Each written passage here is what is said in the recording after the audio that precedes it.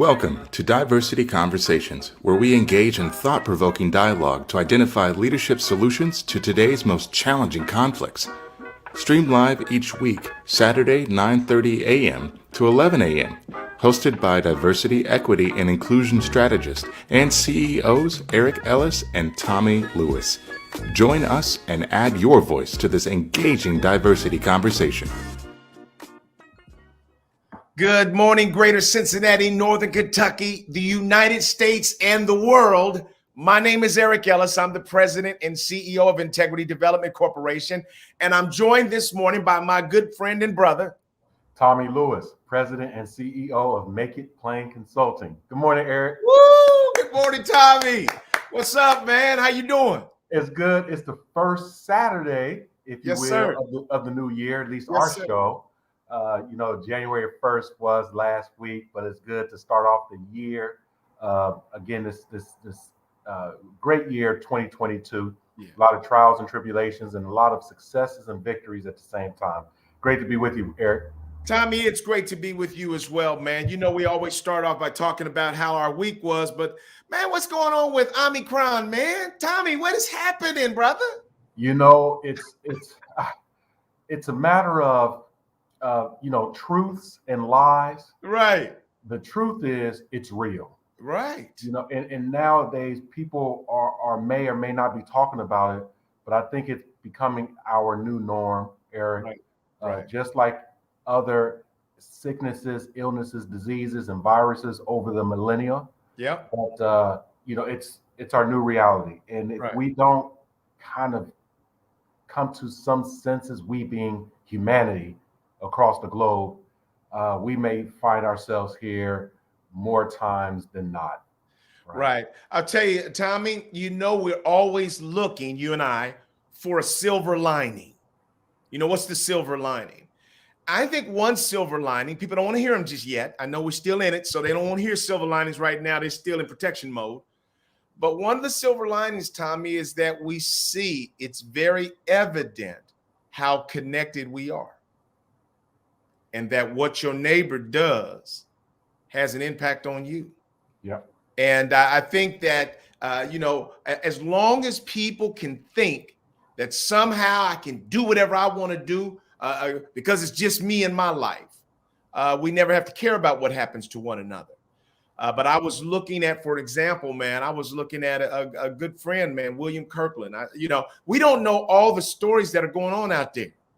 But I saw him on Facebook, man, and he had the whole mask on, the tubes and everything. And he was just saying, look, y'all, I'm coming off a battlefield. And he said, I wasn't vaccinated. I was on my way to maybe get vaccinated, but I was, operating a healthy lifestyle, doing a lot of the herbal things, and felt like, I'm fine.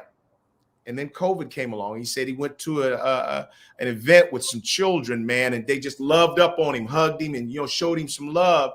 And that love gave him COVID, man. And he was in a battle for his life. And his word was, everybody get vaccinated. Yeah. And then I talked to another worship pastor at a church who said, Tommy, that he's done over 150 funerals. Oh, wow. Of people that have died of COVID. And I'll tell you, we just don't even recognize that it's out there like that, man. But this thing is continuing to rage. And I know the word that you and I have, everybody has the right. So let's just set the record straight. Everybody has the right to do whatever you want to do. Yeah. Live your life. But my recommendation to you would be get double vaccinated, triple vaccinated, all the vaccine you can get.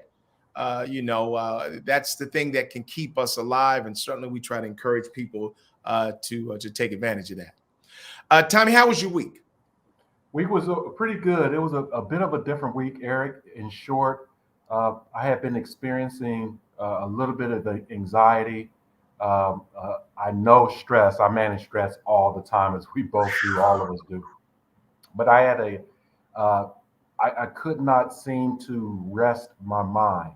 Yeah. And it was beyond stress. I think it was some anxiety.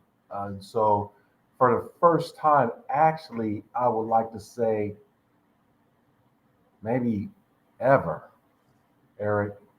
Yeah, I would like to say maybe ever. I decided to take a mental health day. I had a quick pulse on my mental state, and I have a lot of work that's ahead of me. I have a lot of work that's on my plate right now, and I decided just to rest, rest. And the best thing about it is when I reached out to my office, and my team was in place. I shared with them, I want to take a mental health day. Uh, I won't be in the office. And my team said, please rest. We're praying for you. Mm-hmm. So my team did not connect anything to work or ask questions.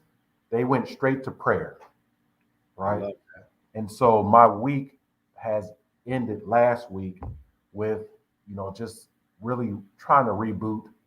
Uh, even with me and others who manage stress fairly well, we have to be cognizant and sometimes press pause. So that's what I did last week, and I'm still in press pause mode. So Yep. I'll be a little bit subdued today. I'm excited about our guests. I'm really excited because I literally uh, don't want to do as much talking. I want to listen and learn Right. in the interview format. But Right. that's how my week was. Tommy, man, I always appreciate your transparency in ways that moves the needle and helps our community to understand that we are all human and we're all in this fight, man. And it really is a fight. And you and I come up in a generation of people that all we know was work. Yeah. Go hunt, go kill something, drag something in off the street to make sure your family can eat. And so we just don't even understand or relate to sit back, relax, take time off. Or we also don't relate well to this notion of I need a mental health day, a pause. But we do. Yeah. I told you, I've seen last year at the end of the year, Tommy, that was for me the first time that I had ever seen the boundary of my limitations. Yes. Where I got there and said, wow, man, I ain't got no more to give. Okay. Yeah. Because I'm always, hey, next thing, I got no, you got need an idea, I got one, But I was at the point, man, where I couldn't keep up. I literally did a staff sort of evaluation, and I apologized. I said, I need you to understand that sometimes here's what I'm going through. There are so many things going on that when I say caution to you is because I want to make sure that I can balance all these things that are going on. It's not about you. It's really about what I'm trying to manage and that we need to, continue to build our staff. So I appreciate that from you, man, because that's real. And I'd say to our community, check your own pulse. I'll say it again, that when you're on the plane, they tell you on the beginning of every flight, if this plane starts to go down and those masks come down, put your oxygen mask on first, not your kids, not your babies, not your husband, not your wife, but yours on first.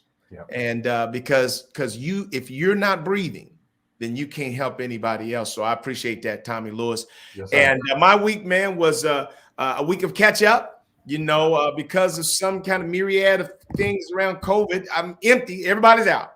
I was here all by myself. And I kind of enjoyed being with myself and my thoughts. Yeah. I like myself, so I had to upset with myself this week. And so I got a chance to even mosey down into the studio. Tommy, I don't know if I sent you one of the bad songs that I'm writing, man, but No. I know I sent one to Terry. Terry Cooley's going to be our guest. Yes, sir. And hopefully LG Wise is going to join us. But all the way from the West Coast, Terry Cooley is going to join us in just a few minutes. And I know our guests are going to benefit from him. Got a chance to get a couple proposals out. And then I received a gift from a gentleman named Tim Taylor. He's a former government teacher, a retired government teacher, government history from Oak Hills High School. And he just wanted to reach out to some leaders around violence and what's happening with our young people all across this city, Tommy. And it's a combination of so many things, man. But that's one of the things that we want to talk about. That's one of the things we want to talk about with Terry. So without any further delay, let's bring to the stage, all the way from Los Angeles, California, is Terry Godfather Cooley. Woo! Well, wow. Terry, how are you this morning, What man? an intro. What an intro. I'm good. I'm good, Eric. I'm good, Tommy. Good to see you, both of you. Man, we are so delighted to see you too and to have you as our special guest to start off this 2022. And I don't know a person that is as versatile as you, Terry, filled with love, filled with care for people, filled with leadership and wisdom. A wonderful combination of things that I've seen in you from the time that we were young kids, but then we got a chance to, because you were in Hamilton, Ohio.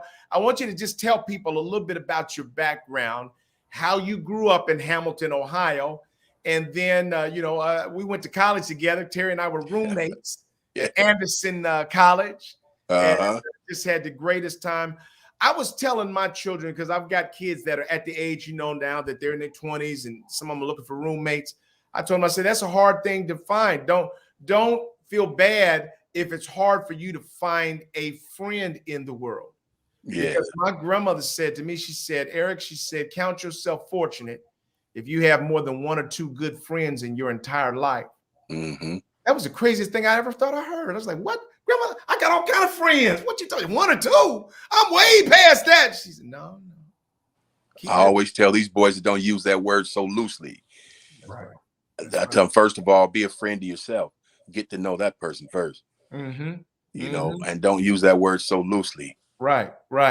Terry, tell people, our audience, a little bit about your background and what you've done.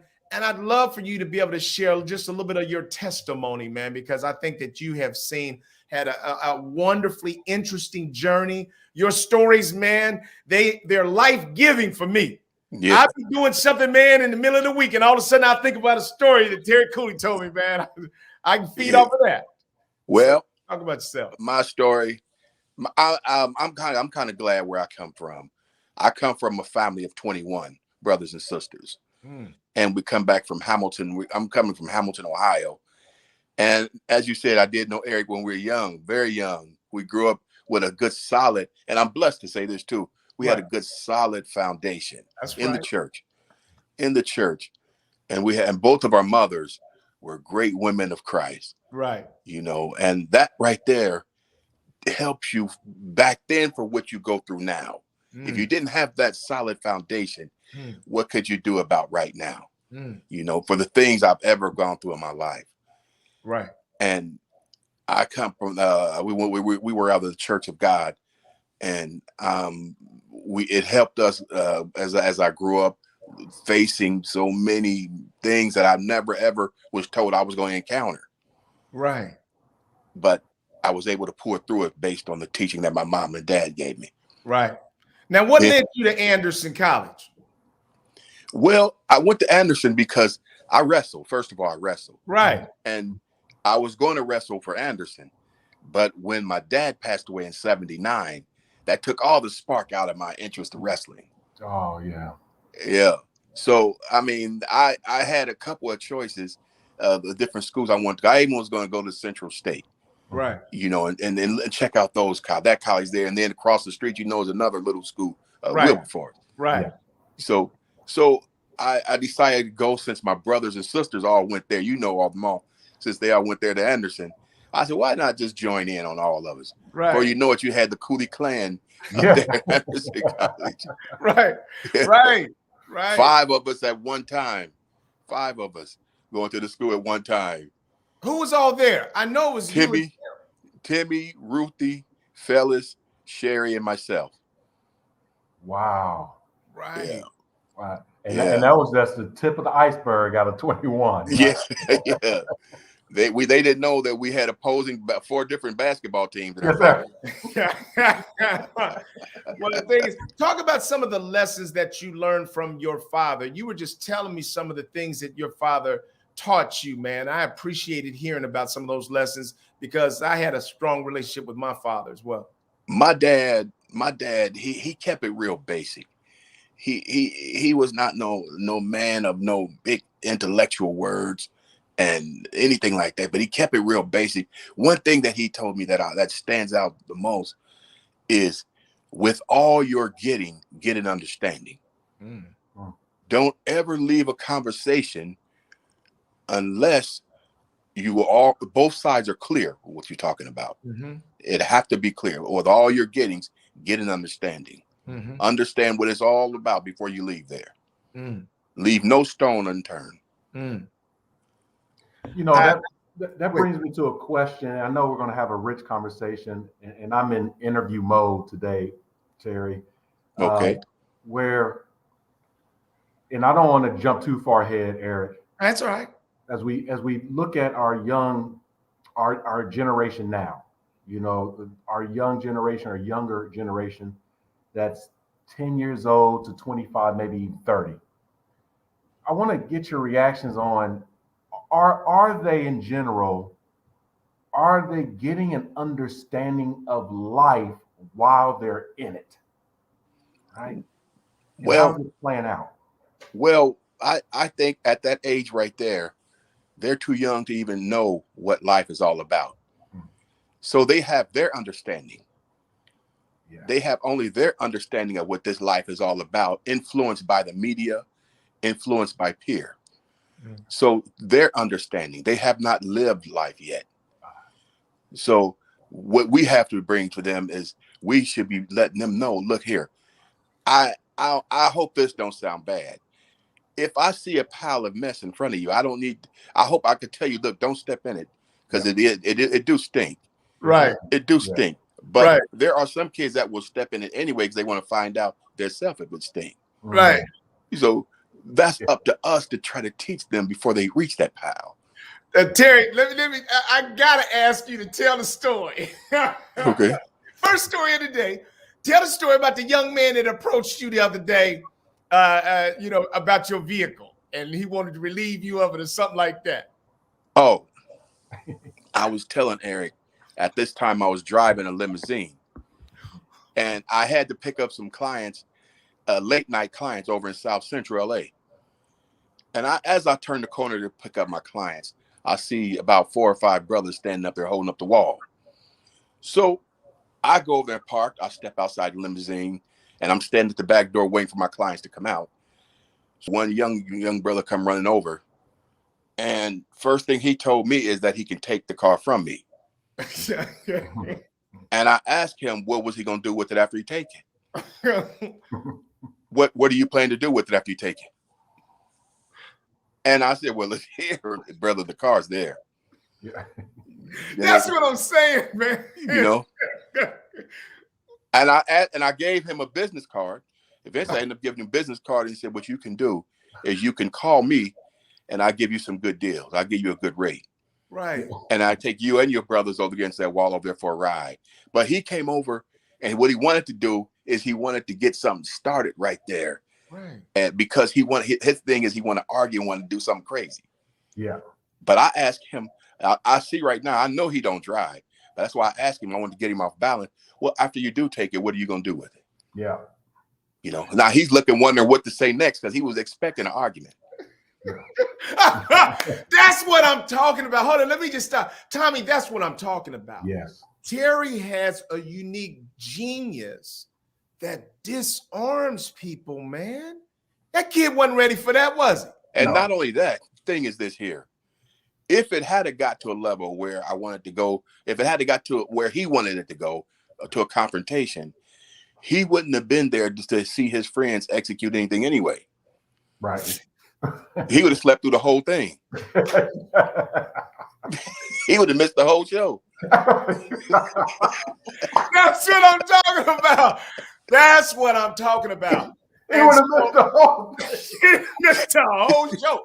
And he didn't know that. He didn't know that. He didn't know that. He did not know who he had approached. Yeah. And he didn't know the pile of mess, as Terry was saying, that was in front of him. But but the funny thing about that is he knew who he approached after he approached it. That's why he wanted to keep it on that level, saying, oh, yeah, well, it is a nice car. Yeah. What is that? I said it's a Chrysler 300 stretch. And that's why I offered him my business card, because I see he knew who he approached. Yeah. Because otherwise he'd have kept pushing to the level he wanted to go, what he did. Yeah. Oh, that's some wisdom in That's that. what I'm saying. Oh my goodness. That's what I'm saying. This is what I've seen from Terry Cooley my whole life. Terry, I got to slow this down again.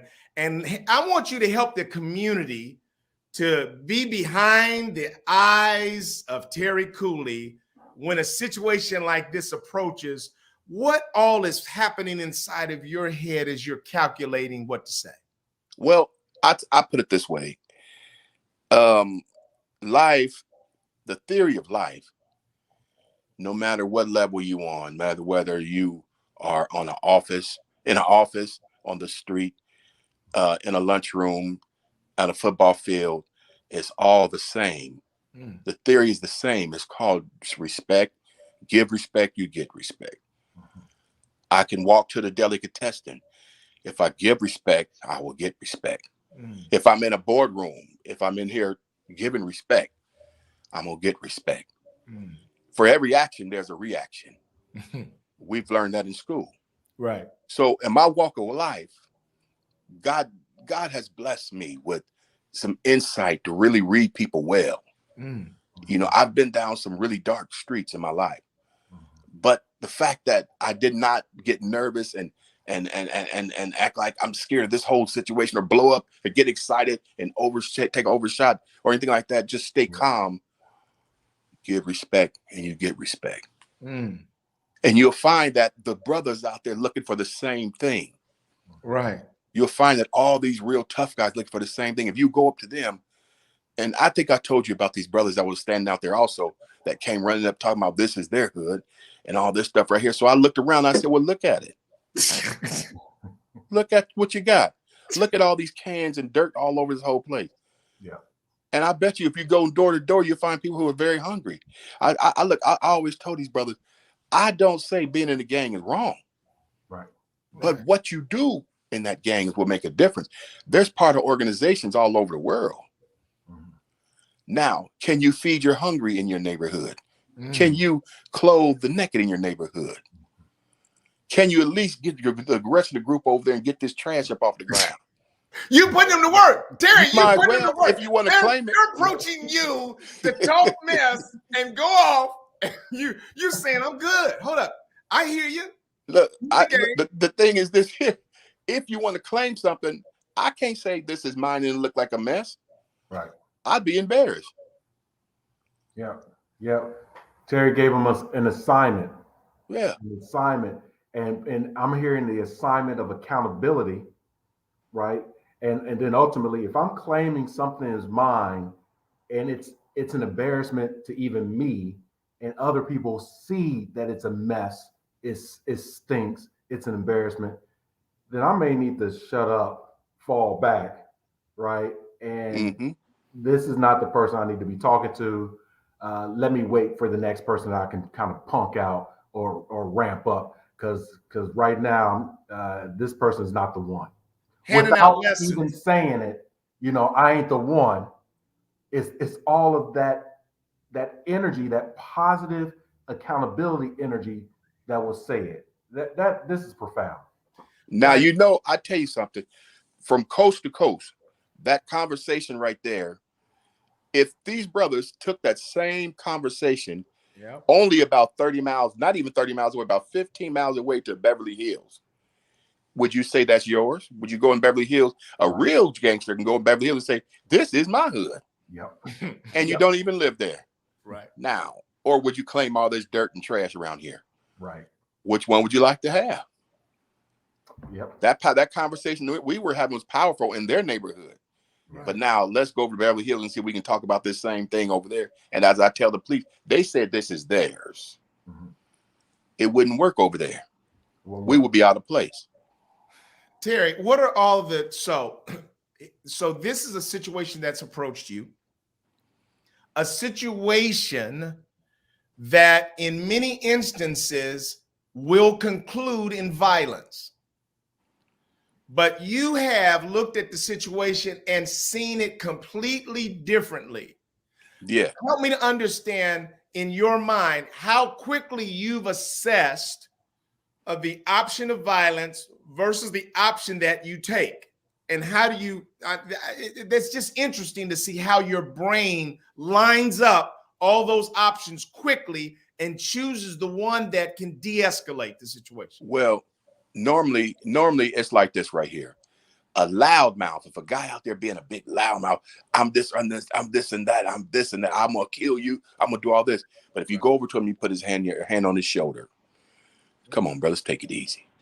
Now he's thinking, thank God for that. So thank God that big man coming at me saying that just take it easy. But I have to keep talking loud, but at the same time, I'm gonna be moving towards what this big man is saying, taking it easy. I'm gonna start taking some of the bass out of my voice while I can, before I go completely silent, because this big man's on some right stuff.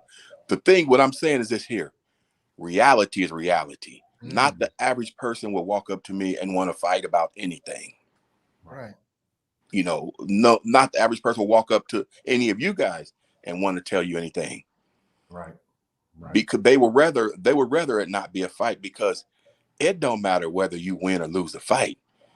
The thing is, you ever been into a situation where you just were thinking, well, just one more punch, whoop, I'm glad it didn't take one more, but one more, I would have been out. I'm glad it's over. Right. Because I don't know if I had that last punch in me. Yep. And that could be even in business. You could have said, man, I'm glad they didn't ask for another proposal, because, man, if they would have asked me to come up with something and make it look a little different than I just gave it to them after all night, me trying to put this paperwork together. And the thing is, and they asked me for something different. I'm glad they accepted what I showed them, because I didn't have any more gas in my tank. Man. Right. Terry, it feels to me like so people would not, on any of us, automatically put us with a collar around our neck. So we're not in anybody's pulpit preaching. No. But I remember this poem that says, I'd rather see a sermon than hear one any day. So, that's true. Yeah, that's what I'm seeing in you, is that oftentimes you're living out a sermon versus always just trying to be formally in somebody's pulpit, trying to preach at people. How has the teachings of your mother and father been so integral in the messages and the lessons that you live? Well, because like this right here, I met a lot of the guys I know out here in LA from the street. I used to hang in the street. I didn't claim no gang, none, because I don't think this. I don't want to subject myself to a little group and then you go nowhere. Right. Except for end up in jail or somewhere, or running around talking about this segment of my hood belongs to us. Right. I like to be able to touch the whole world. Mm. I don't want to be just in a little bitty part. And then the only two colors I have to scream about is red and blue. Right. However, what's the other colors out there? What are my other choices? Right. Hold up. Just to stop there right there, because let's talk about that. So that's the challenge that so many young people face, that as they're growing up and they don't feel tough enough or significant enough to stand up for themselves, they get recruited early into the red or the blue. But to try to stay out of that is not an easy thing to do. How were you able to maintain your independence in a world at war that's always looking for people to choose sides? Well, because I'm my own person. No one can control me and make me be a part of anything unless I want to be a part of it. And once I do be a part of it, I'm not going to be a follower. If I can't lead it, then you don't want me in it, because I'm coming at the top no matter what. So don't pull me into something and then tell me that you're going to be the leader. Yeah. Because I'm coming for you. Yep. Yep. coming for the top. Right. And So, so what has that done in terms of your relationship and respect with a lot of the gangs in LA? Because I know at one point you were bringing them together annually for like a cookout or something. well, I used to have a barbecue every year at my apartment, and I knew a lot of the brothers from both sides, the Bloods and the Crips.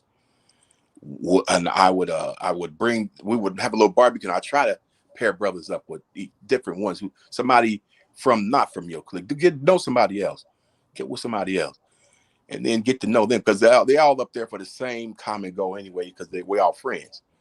So therefore, it's best to just come in there and give the basic training that you have from your mom and dad. You keep it to the basics, and everybody asking for the same thing. These gang members, they're not asking for nothing complex. They want to be a friend. They all these brothers want to be a friend. They want somebody to be their friend. They want to be a friend. They want to talk about different things. It's going to turn around when it's going to come to be that they all know somebody from somewhere. They know they have common friends. They have mutual friends. They're going to come. They all will discover that we have, I know that dude. Yeah. Yeah. But you see, if they had never sat and talked on a sensible level, they never would have known we know some of the same people, or we're going through some of the same things, So that's how it happened in my place. And then, not to mention, when they first met me, I didn't come at them trying to be tough or be a bully or anything like that, or neither did I come at them being scared. I came out and let them know that whatever it is you bring in here too is here. Yeah. It's here. What you bring is here. So that's interesting to me, Terry, because as large of a city that Los Angeles is, Los Angeles, Chicago, New York City, Houston, Texas, etc., those mega cities, there are many different communities, millions of people, and you're saying that when you brought and continue to bring these young men together, they know each other because of their proximity. Yes. Right. So they haven't, literally gone 15 miles into Beverly Hills, or they haven't gone up, up north to Sacramento or anything like that. That their community is in their exposure to other thinking, other experiences is very limited. So when you bring them together, yeah, we know each other because we just live across the street from one another, or it's just a few blocks. Because when you take a look at the gang, if you will, the gang territories, they're just blocks, right? It's not the entire city. It's not the entire state of California. It's just small blocks, and it's surrounding around certain high schools and certain communities. So that's an interesting statement, that as large as the city is, you bring folks together, and it's still 2 or 3 degrees of separation between one another. Yeah, they know each other because of a lot of times, a lot of the guys get locked up together. Then, like for example, if I threw out a name right now, you guys probably would have heard of him. Yeah. Tukey. You heard of Tukey Williams, right? Yes. See, just like that, these guys know a lot of. They get deeper involved with their thing, so they're gonna know some of the other guys too. You guys are thousands and thousands of miles away from here, and you know Tukey. Yeah. Right. So that's how these brothers are here. They're up close, and you throw out some names in front of them. They say, "Oh yeah, I know him," because they're going deeper into this thing called gangs. Okay. Right. Let me ask you this, Terry. So I'm gonna go back and make a turn to see if you learned some things through this. I believe I remember. Didn't your brother Reggie work with a lot of pit bulls? Yes. Yeah. What is the lessons that you learn from fighting dogs and the nature of dogs? Is there anything that you learn from handling dogs that applies to sort of being in a big city like LA? Well, I learned that, first of all, I wasn't the one that dealt with no dogs. I know Reggie did, but I learned that I like some of those dogs that didn't look. They sitting there looking like, this is not what I want to do. Okay. Yeah. Them dogs sitting there looking like, again, you gonna do this again? For what? Them dogs, if the dogs could talk, I imagine they probably said, why don't I fight one of y'all? Yeah. you know, Yeah. you Yeah. know, instead of fighting these two dogs. But Right. the thing is, these are dogs who being controlled. But anyway, that's their thing. But I never ever was into no dog. But Right. what I learned from dealing with these young guys is that it's important to me, being that a lot of these guys kind of respect me a lot, and I respect them, and being that they see my position at where they come up and meet me, or they met me at my job, and they see that I'm a bouncer at a club, and they like to hang around the area where I work because of the attention that I get, and they really want to know what's going on with this dude. Right. So okay, so now they see the respect that I give them the respect. Now they're gonna give me the respect, and there is not much that they wouldn't do if I ask them to do anything. They're gonna do it, you Right. know. So therefore, it's up to me to do something positive. I never want to ever lead them down the wrong path. Right. I see the influence that I have on these guys. So therefore, I want to try to do something positive, creative that they can follow behind. Right. Teach them to do something really well, you I know. love that. I love that. When I was thinking about the dogs, I was thinking about pit bulls from a standpoint of I'm scared to death of pit bulls. Yeah, But to be able to handle a pit bull, so not even talking about the fighting, but to be able to handle one, you've got to be in control. If they see fear on you, then you about to get eaten up by your own dog. And I that think that you that's know what's funny? You know what's funny about that is a Chihuahua would do it too. Yeah. You take off running from a Chihuahua, he gonna chase you. But if you stand there and don't run from him, he gonna stand there and stand back and see what you're doing. Yeah. But Right. but that's the same as a pit. But a pit is bred to have a heart of a killer. Mm, He's bred. They breed that deep into him. You are a killer. Mhm. He gonna go at you. He don't care what it is that's in front of him. He'll mm, pull to that chain, snap, and after he pulls that chain, snap, I'm going to kill whatever I was pulling at. mm. But I'm gonna give that much 100% effort to get off this chain, and I'm gonna give 200 or 300 to kill what I'm going for. Mhm. That's what they're bred to do. Right. Now let me ask you this. Is there an element of that even allows you to keep the peace? Well, I what makes me want to keep peace? I know what I know based on where I come from, what I can do, and what I would do if pushed to the point, or if it have to be. Right. Therefore, that just knowing that alone makes me want to give 100% of keeping peace as I can, Mm, because I Yeah. already know where we're gonna go with it. right. Yeah.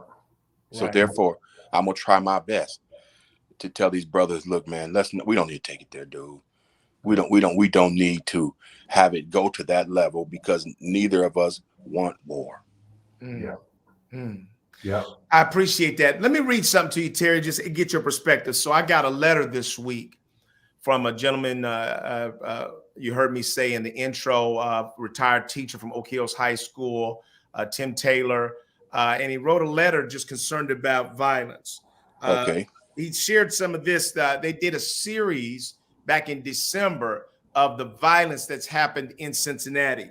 A Okay. new record of 15 juveniles have been charged with murder in Hamilton County. The youngest defendant, 13-year-old girl, accused of stabbing another 13-year-old girl in the throat.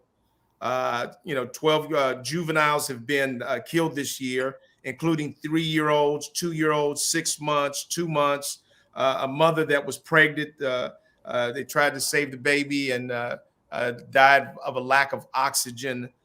Terry, how do we get here? Number one, and how do we get past it or through it? Now, when I hear that right there, when I was listening to you read, I was thinking, what will make a child do something like that? Right. It's true in the Bible, Eric. The Bible is very true. Spare the rod, spoil the child. Yeah. Yeah. I ain't saying beat the child crazy, Right. but teach your child. Sometimes you have to grab that child. Say, Right. listen to me. Right. I care. Right. I'm here for you. Right. I care. Right. I've been out there. They eat you up. once you finish doing all that nonsense and craziness, you're going to jail. Maybe this is what I tell my boys. Maybe you don't want to listen here, but when you get to where you're going to go, you're going to listen to somebody. Right. You might not want to listen to what I have to tell you, but you're going to listen to somebody. Right. I'm talking to you based on the guidelines of DCFS. Mm-hmm. I'm not talking to you based on my flesh. Right. I'm giving you the guidelines of DCFS, Department of Children and Family Services. Mhm. But now, if I have to move away from the book, put the books down and talk to you based on the way you need to be talked to reach you, I care enough for you that I would do that. And we will get some work done. Right. And I will. want to talk a little bit more about that. They said that most of these kids have come out of families where it was just in disarray. Their whole growing up life was nothing but turmoil. Sometimes moving from house to house, just going through all kinds of things, instability, father in jail over drugs, mother on probation for, stabbing some other woman. A couple of situations that they mentioned in the paper. Police investigate after 16-year-old juvenile was gunned down just a few blocks from Walnut Hills High School, October 13th. He ran from the shooting and made it to his mother's arms just before he died. See, all that kind of stuff. What kind of teaching were they? I mean, but then when you have parents who are locked up too, they need to be taught too. What about our system, our jail system? What about their rehabilitation? What about we're in a broken spirit? We're in a broken. It's a broken system going on here. Right. And it starts way in the facilities, and it starts in your home first. Right. And then when they leave your home and go to these little facilities, when they get up in the bigger ones, it's still the same. It's broken. No one's going to fix it because it's a big business, man. If you fix all that, you won't get paid. Right. Go ahead, Tommy. So this is a good example. So I think it does take a community at large, and there's a lot of risk and the need for courage. Here's what I mean by that. I'm walking across the street, and coming across the street toward me is a late teen, early 20s woman. She has a bonnet on, she has pajamas on, she has slippers on, and it is at 12 noon on a Tuesday. Mm-hmm. In tow are 3 little kids, different ages. One of the little babies, maybe 5 or 6 years old, is a little bit late on crossing the street or stepping into the street to cross the street.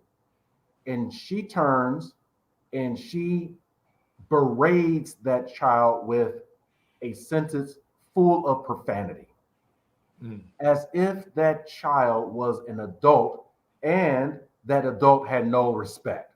So I'm not saying that you can only use profanity with adults, because adults don't always like that, right? Mm-hmm. But she berates him.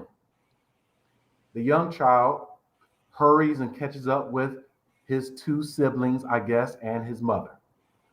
And what do? I have to make a decision where I see that it's wrong. I see that it's poorly educating that child, and maybe that child will do something later or behave a different way later based on that experience or a combination of experiences. So I decide not to say anything because I don't know where she is, right? I decide to look at the woman. And so as she's coming closer to me, I'm looking at her, and I'm looking at her with a, kind of a look of embarrassment and dismay. And she looks at me and says, "What?" At that point, I have sorrow, Terry, Eric. I have sorrow for those children. That event in broad daylight, 12 o'clock, it's not new. It's what those children are being taught. I do also know that when that behavior and that speech continues, in the next 5 or 10 years, that child will be in an argument, and they will play out what they know. Take a Mm-hmm. gun, take a knife, use language, escalate it, and then you have people dying. So my question is around, and I like what Eric was asking you earlier around what's in your head as you're encountering these highly volatile Right. situations. In my head, I'm like, do you know what do I do to help that mother understand that she is creating monsters, right? Or do I just say, I got to go on with my life and live my life? What do I do? Mhm. I think you handled it well. I think it's not really much you can say sometimes. Okay. Sometimes you just have to just stand. Just stand. Yeah. You know, Yeah. it's not every time. Not no word. Sometimes a word can be too much. Mm. Right, right.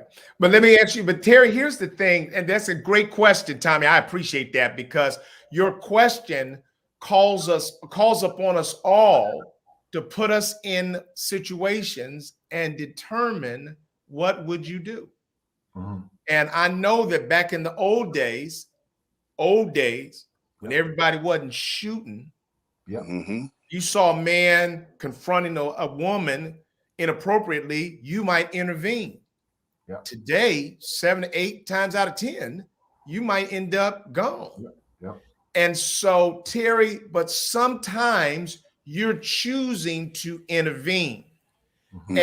Mm-hmm. And so when you choose to do that, what are all the calculations that have come through your mind prior to making Well, that choice?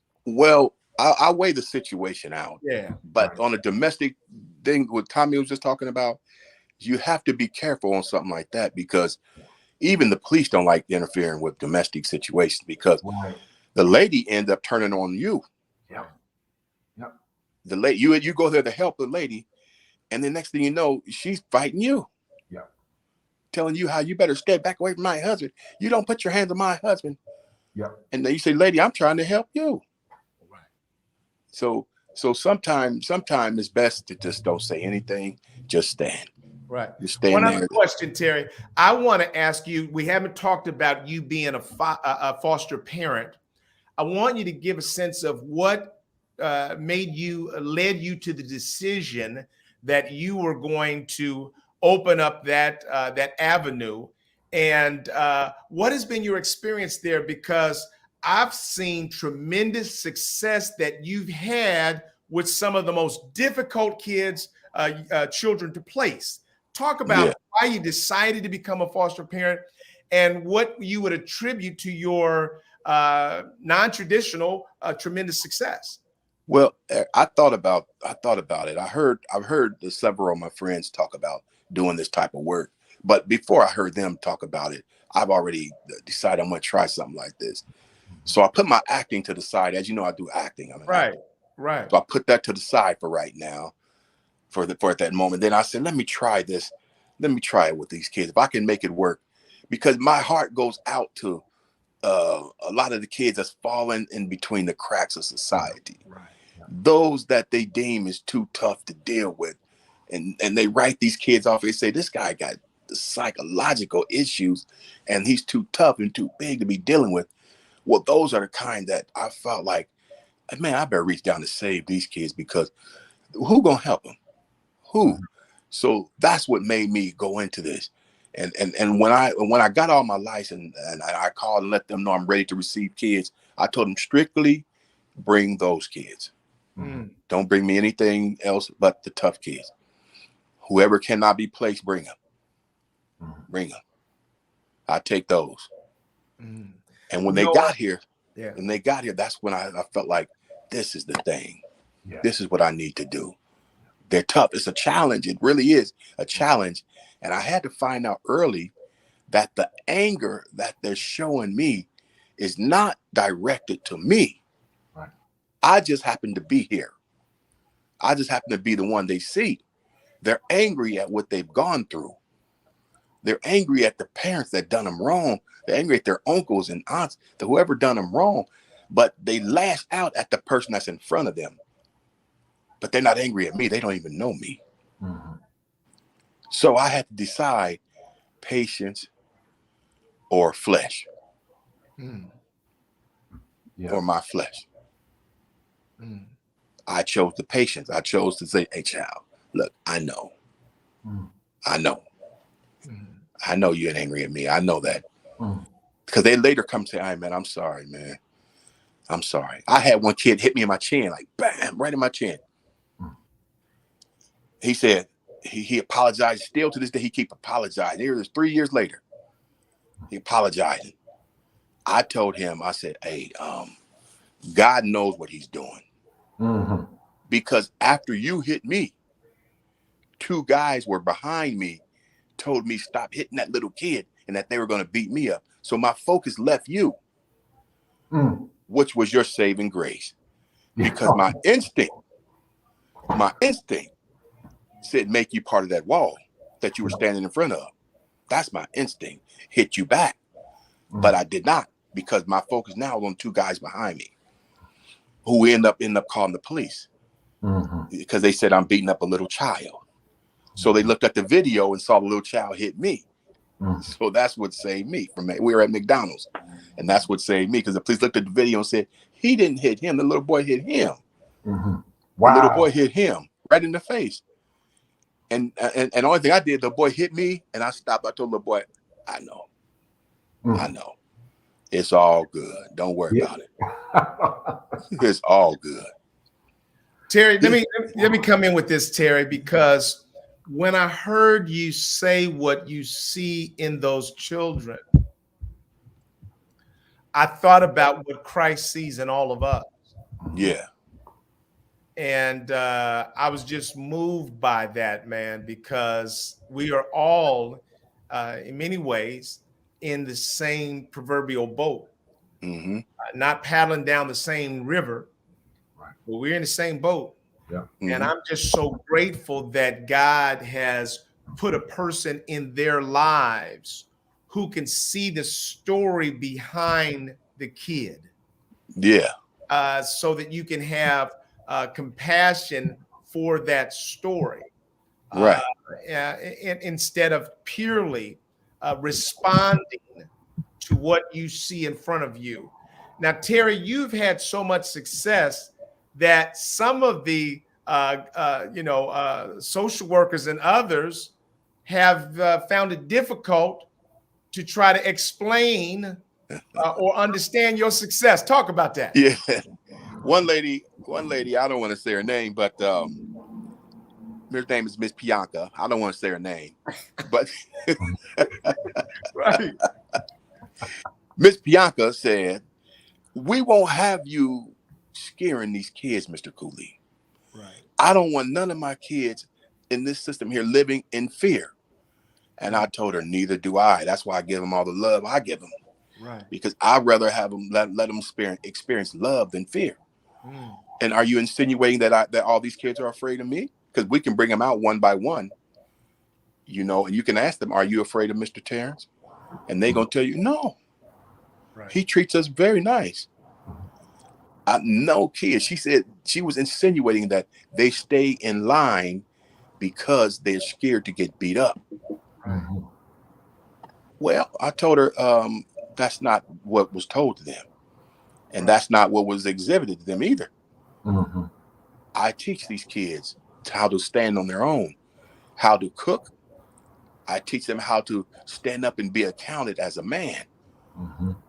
I ain't trying to work, but at the same time, you cannot let the kids of this magnitude see fear, weakness, or anything like that coming from you. Right. They have to know that I am not going to make a mistake with this dude. Yeah. They have to know that. Once you find out where they are, you got to go down and find this kid, and you walk with them, and you tell them, look, kid, it's like this right here. I'm not your friend.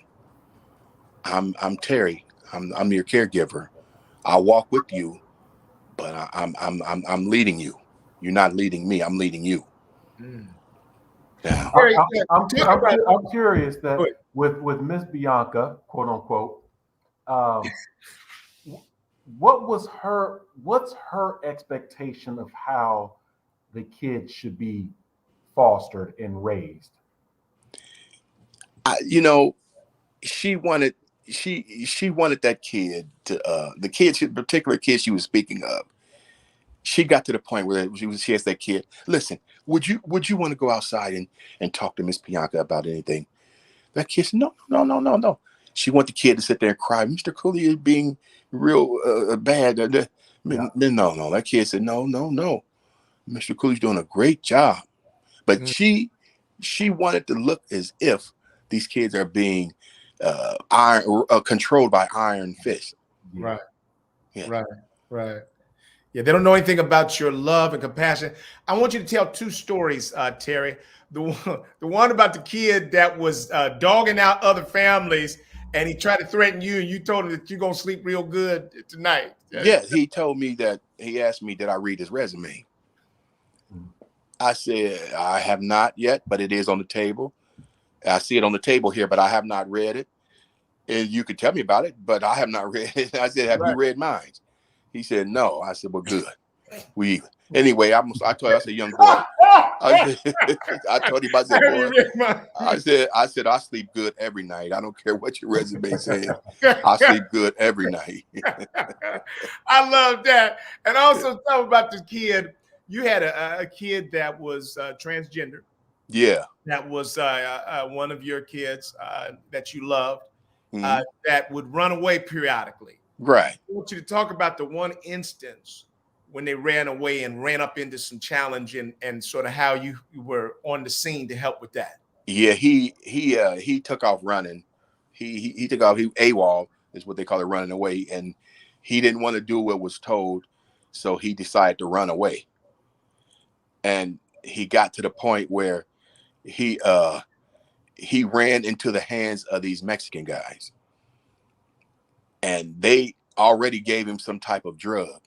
Mm.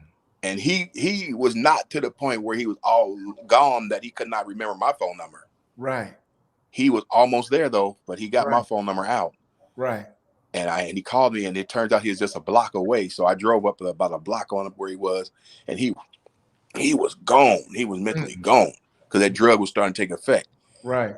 So I told him, I pulled my truck over in the lot. I told him, get in, man. Here come these Mexican dudes. What do you have to do with it? I said, this is my child here. What you can do is give me a few feet back. And what you can do is just slide back a few feet, let him get in. Mm. I said, just keep it that way. Let's keep it on that level right there. Mm. You know, because they were wondering what I'm. They wanted to take it to a whole new different level. I said, it's Right. not worth it. It Right. ain't worth it. Right. Just slide back. Give me a few centimeters, Mhm. and I'm gone. I got to slow that down. So this is the kind of stories I love that Terry will tell me that I tell you, I just think about them throughout the weeks and days and months.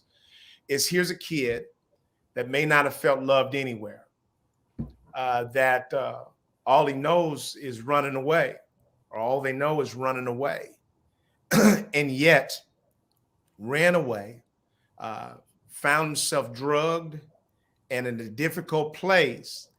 And the person that they reached out for was you. Yep. And out of your love, boom, you show up. This is my child. Mm-hmm. And you're facing danger. There's no other way to look at that. Danger. Yep. And you literally look evil in the face and you tell them to make another choice. Mm-hmm. I tell him, slide back. Just give me a few centimeters. I'm gone. Yep. Yep. But you know, some of the kids do some extreme things. I've had one kid raised up with a knife, like this, just with a knife, talking about he was gonna stab me. Mhm. But he put some other things in there too. Yeah. Mhm. And I went over to him because I already know, man. I walked over to him and I stood about maybe that close, Mhm. few, not even an inch away from him. Mhm. And I told him, dude, I done looked in the eyes of the most deadliest dudes. Mhm. And your eyes don't look like they're deadly at all, not to me. Mhm. And then I slapped the knife out of his hand, bah, real quick out of his hand. I said, and you ain't paying attention. And I told him, you ain't paying attention. And so I said, now where did that leave us? He's standing there. He's standing there. Ah! I asked you, where did that leave us now? He said, so I picked him up. And I said, come on, I'll pick him over to the couch to set him down. He got mad. He got him around out of the house and went and broke one of the windows. So I went out of the house and got him and brought him back in the house. And my neighbor asked, do you want me to call the police? I said, yes, go ahead. So I'm gonna let this little kid know. He should know he's a very lucky kid. Yeah. And his brother was one of the ones I had here too. He said, you know what? I should have jumped on your back and jumped in on there and helped my brother. I said, and you were very, very smart and intelligent young kid that you didn't do that. I'm glad you didn't do that. I thank you for that. I tell him, I thank you for being wise that you didn't do that. Because you ever heard of what you call a slow ride? He said, what is that? Ask your mother, she'll tell you. Right. But what happens with you though, Terry, is laying down with you and under your roof is like laying down with a lion and a lamb. Yes. But it's mostly the lamb that leads, but the lamb is backed up by a lion. Exactly right. And I think that here's the thing that I think that people miss, and I cannot let this show be over without people seeing this. You are physically a big man. Yeah. And a lot of people assume wrongly that that's your weapon of choice, that you lead with your physical power. But I've not seen that ever in all the years that I've ever known you, Terry. You are a de-escalator. Exactly. That's your weapon of choice to de-escalate, to love, and to use humor and wise counsel. You literally are standing on the side of the being attacked, counseling the attacker. Yes. In ways that they reason to ultimately make sense. Man, that's just a gift like nothing I've ever seen. I think, Eric, the thing is this here. They expect you, a guy who come up and want to attack you, expect you to fly off the deep end. Or they expect you to run so they can chase you. They didn't run up on you because they don't know what you're going to do. But they're going to walk up on you and then want to try to attack you now. But they expect you and they hope that you don't go off the deep end. You know, because there's no one in their right mind going to walk up on me hoping that this big man give me the biggest fight he ever gave me in his life. I hope he do. Yeah, right. No. Nobody come up hoping something like that. No. Right. Because they don't know if I'm going to start out fighting with them. They don't know if I'm going to start out just shooting like they shoot. They don't know if I'm just come out with a baseball. They don't know what's going to happen. Right. Right. But I'd rather say, hey, dude, hey, come on, chill out, dude. Yeah. Why not we do this thing together? Why not we be friends? Because, you know, we may be able to help each other later on down the road. I may call on you later down the road to help me out on a situation that I couldn't figure out. Yeah. Right. So I want to tie this to something. And Tom, if you've got something as we come to a close, I want to tie what you're saying because we're coming up on Dr. Martin Luther King's celebration week. And I've been asked to give a message at Lincoln Heights Baptist next Sunday.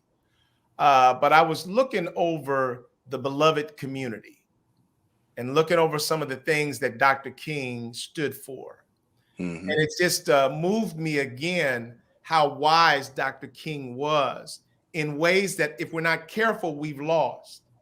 His whole thing was justice, but not to hate the segregationist or the oppressor, but to actually love them into better choices. Right. And I think we've lost that. We're so mad at racism, the racist, the oppressor, that we've lost the understanding of the power of love. He also said that, this notion of fighting against racism if we only limited our fight to Mhm. the issues that affect us, then we have not done our work. Right. We literally have to be looking to eradicate this across anybody who faces injustice.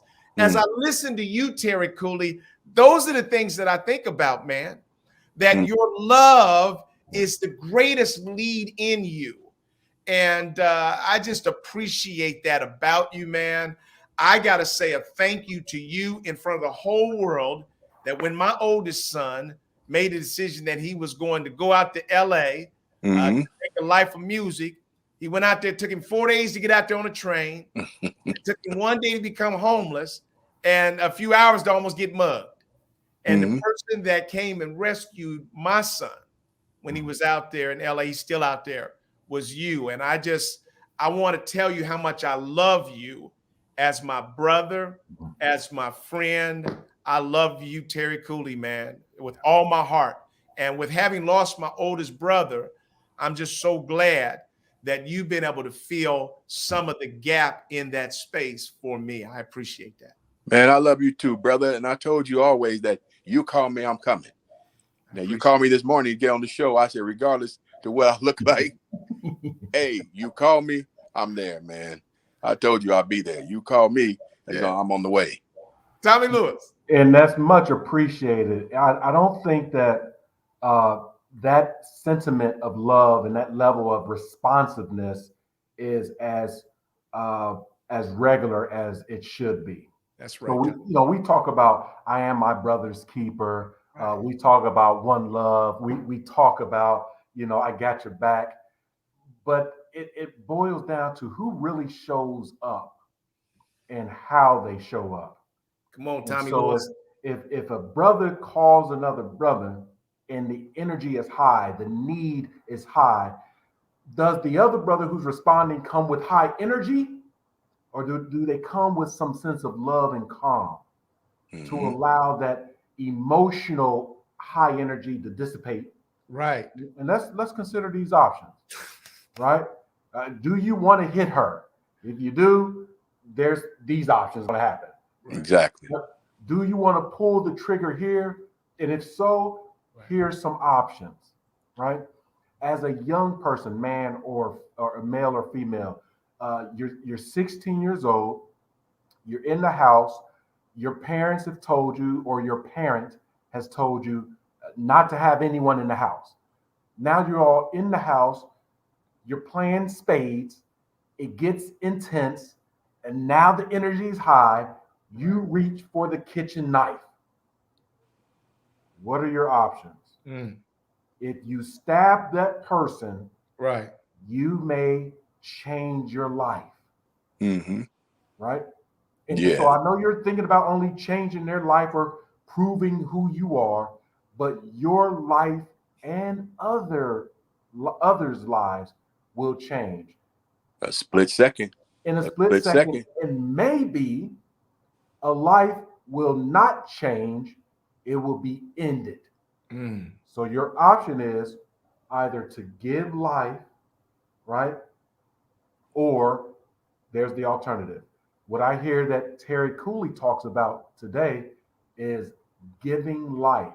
He's lived a lot of life, and now he is serving through example. And I'm taking the example of I'm going to give life through my energy, give life through my words, give life through my actions. I'm going to give life and not take life or change lives for the negative. I'm changing lives for the positive. Thank you, brother Terry Cooley. Could I just say one more thing? Yeah. Each person that I dealt with on every level, I dealt with them. The things that I said to them was for them. Yeah. It was for them. It was for that particular situation, for them, the way they hear it, the way their ears filter this out. Right. The way I talk to this person, I could not talk to this person the same. You have to analyze that while you're dealing with each one of them. I got 4 kids. Now I can't talk to this one the same as that one. I have to figure out which way I can speak to each individual and how they hear me. How do you hear me? Right.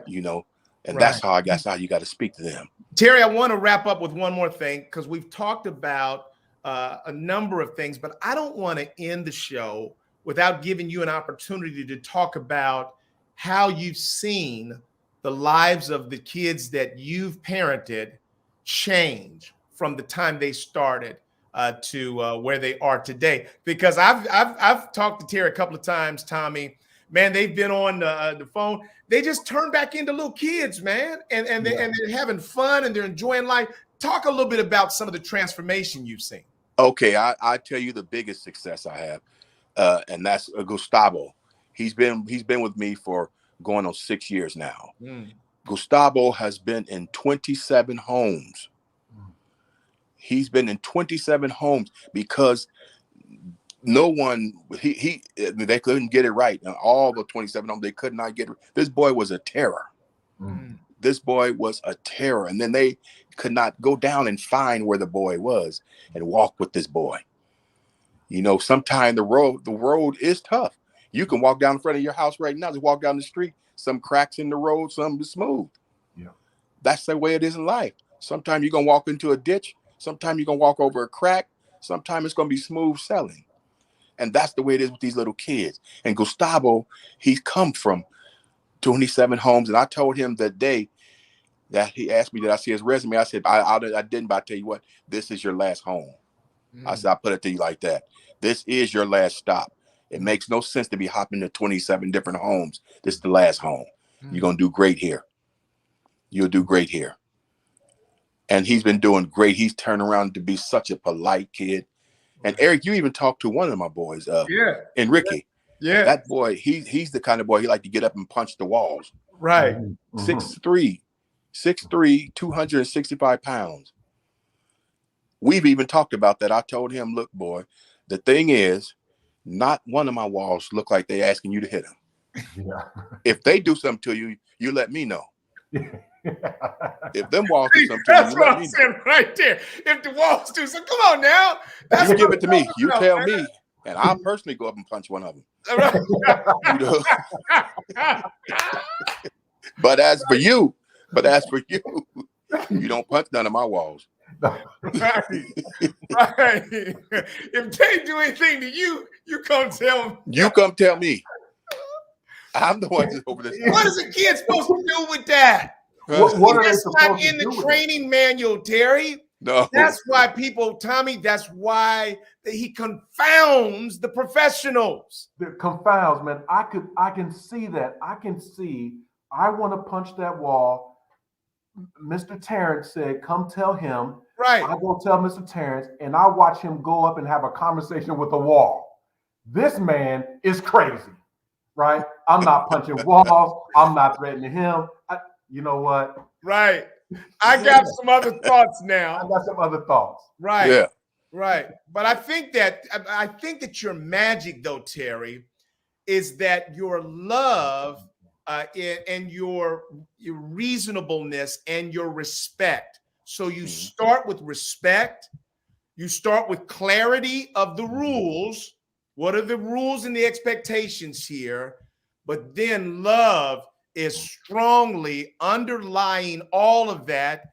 And that may be something that people have never experienced in their life. Mm-hmm. Yeah, and they do hear a different side every once in a while. They have to hear me. They have to hear me stand up. Right. They have to hear me tell them, because there's times you be talking, and then I have my little 8-year-old.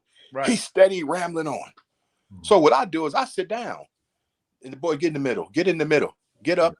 Rise like yeast. Get up, young boy, and go teach the whole class. So we have little meetings. We have family meetings. Right. And I tell the little boy who's talking, you stand up, you teach this class, teach these people what I've been teaching you for the past 20 minutes. Yeah. Because if you can't do that, then you really need, whenever you see my mouth moving, you need to keep yours closed. Yeah. I told him that. That's what you need to know. But if you want to talk, I don't mind letting you teach these people what I want to teach them. It takes a village. I always tell them it takes a village. Yeah. But if you got know more than me. Huh? Right. Yeah, you got the floor. That's exactly right. Man, exactly I love that. And so that's what I'm saying. God has gifted you with an uncanny ability to lead people into reasoned living and thinking. And you do it through humor. through wisdom, deep wisdom and love. And I'm just grateful, man. I think that's why I said I think we need to bottle you and put you in every hood. I'm gonna do it. I'm gonna give me a little bottle, Tommy. Terry Cooley. I'll put a picture of him on the outside. Some type of juice energy drink on the inside. I'm about to take that to every hood. Say, look, just start you sipping this, and then do a video with him. Because we can go now. We can go global with Zoom. We can take you into every neighborhood. And I just want to say to you as we wrap up, man, this has been a gift of a conversation. Tommy, I know it's raised my temperature and my attitude and my joy level has gone up this morning. I hope yours has as well. Yeah, mine as well. It's been a pleasure this morning on the show. Brother Terry Cooley from LA out west, where it's best. It's great to have you. Great to see you, brother, and love you as well. Tommy, I was going to tell you, one day at a time, brother. Yes, sir. I heard what you said earlier at the top of the conversation. One day at a time. Everything's all good. I'll be praying for you. Yes, sir. Yeah. And you all, if you all don't have each other's contact information, I'm gonna make sure you get that because I know that both of you talk about the other, and I want to make sure that you all can be in touch too. I love it. Community, thank you for joining us. Make it a great week, and we'll see you next week for another diversity conversation. Take care. Have a good one.